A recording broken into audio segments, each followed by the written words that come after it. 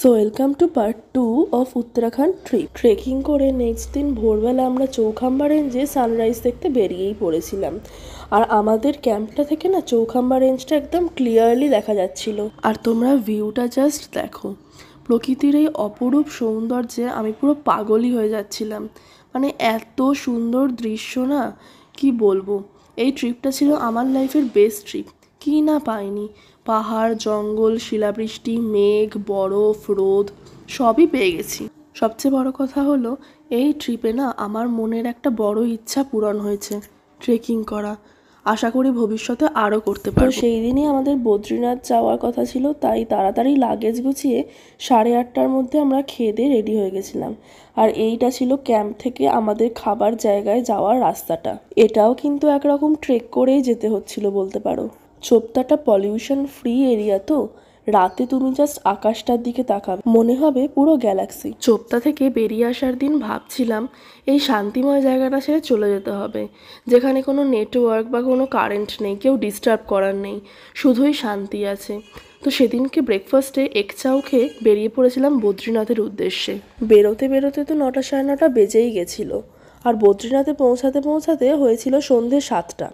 মাঝে আমরা গুপ্তেশ্বর টেম্পেলে ভিজিট করেছিলাম। বদ্রীনাথটা এই ট্রিপের মধ্যে আমার মোস্ট ফেভারিট প্লেস হয়ে উঠেছিল। কারণটা ঠিক বলবো।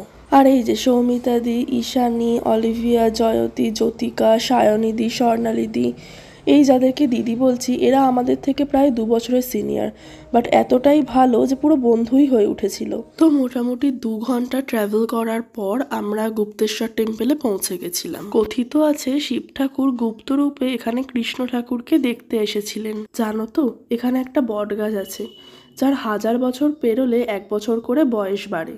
আর এই হচ্ছে সেই বট গাছটা। এখানে গিয়েও আমরা বাবার মাথায় জল ঢেলেছিলাম। ভেতরটা ভীষণই ঠান্ডা আর খুব পিসফুল।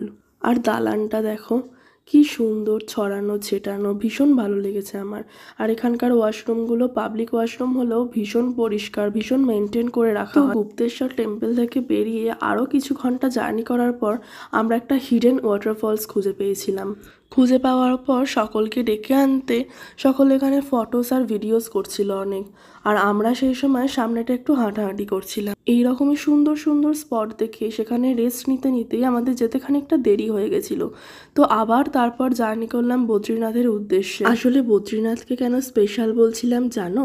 আমি আমার লাইফে ফার্স্ট টাইম পাহাড়ে স্নো দেখেছিলাম বদ্রীনাথে এসেই। শুধু দেখা না, হাতে ধরেও ছিলাম।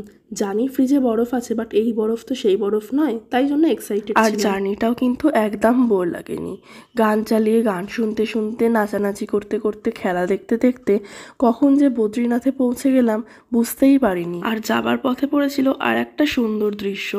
পাহাড়ের ওপর দিকটায় এরকম মেঘের মালা জড়ানো, দেখতে অপূর্ব সুন্দর লাগছিল। মানে সিরিয়াসলি এই ট্রিপে যা ভিউ পেয়েছি না, সেটা হয়তো ভাষায় প্রকাশ করা যায় না। ক্যামেরা বন্দি করে বিউটিটা ক্যাপচার করার চেষ্টা করেছি ঠিকই, কিন্তু যেটা চোখে দেখেছি সেটা হয়তো ক্যামেরা তুলে ধরতে পারেনি।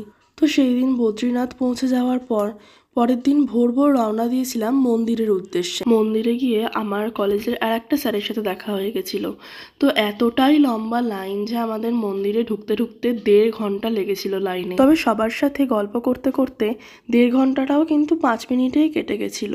আর ভিউটা দেখো, মানে লাইনে দাঁড়িয়েও তুমি কিন্তু বোর ফিল করবে না। আমরা তো মে মাসে গেছিলাম, আর তখন কিন্তু বদ্রীনাথের টেম্পারেচার -6 ডিগ্রিতেই নেমে গেছিল। কলকাতার এই অসহ্যকর গরম থেকে হাড় কাঁপানো ঠান্ডাটার উপভোগ করার এক্সপিরিয়েন্সটা কিন্তু খারাপ ছিল না। ইভেন শোয়ার সময়ও আমি লেয়ারিং করতাম, তার ওপর দিয়ে কিন্তু মোটা লেপ জড়াতাম। তো অ্যাট লাস্ট 1.5 ঘন্টার লাইনটা শেষ করে মন্দির দেখতে পেলাম। মন্দিরের ভেতরে সে কি ভিড়, মানে ঠাকুরের মুখই তুমি দেখতে পাবে না। তো এখান থেকে কিন্তু আমরা 200 টাকার পুজোর থালি কিনে পুজো দিয়েছিলাম। সেই পুজো দেওয়া না দেওয়া সমানই, কারণ এত ভিড় না, কোন থালি যে কার মাথায় ঠেকাচ্ছে সেটাই বুঝে উঠতে পারছিলাম না। তো পুজো শেষ করে আস্তে আস্তে আবার আমরা রওনা দিলাম আমাদের হোস্টেল, মানে যেখানে আমরা ছিলাম, ইউথ হোস্টেলের দিকে। আর হোস্টেলের পজিশনটা ছিল খুব সুন্দর জায়গায়, কোনো ক্রাউডেড এরিয়া নয়। আর ওপরের হেলিপ্যাড থেকে হেলিকপ্টার উড়ে চলেছে কেদারনাথের দিকে। আর হোস্টেলের বাইরের ভিউটা কিছুটা এরকম ছিল, অসাধারণ একটা ভিউ। এইটা ছিল আমাদের পুরো হোস্টেলটা। আচ্ছা, এই পার্টটা এখানেই শেষ করলাম, নেক্সট পার্টটা খুব তাড়াতাড়ি আসছে। আর বদ্রীনাথে এইটা ছিল আমার আউটফিট। কেমন লাগলো জানিও।